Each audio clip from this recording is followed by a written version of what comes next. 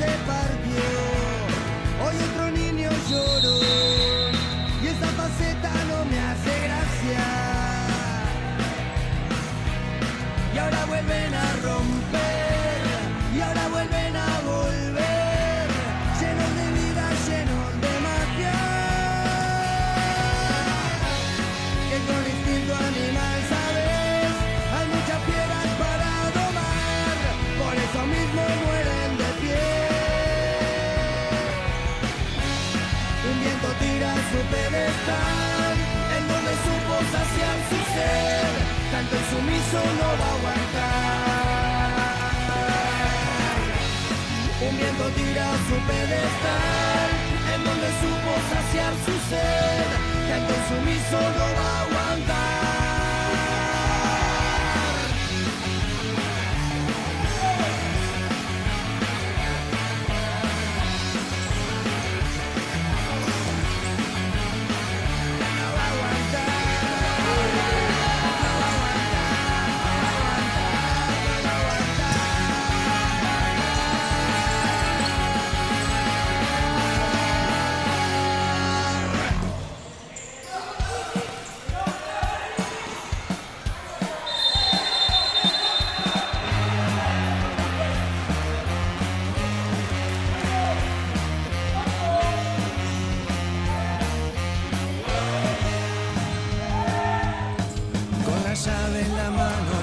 En la puerta giró a la izquierda y abrió.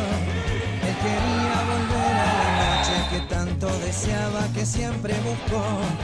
En un cuento sin brujas ni hadas miró a la luna, siempre lo escuchó.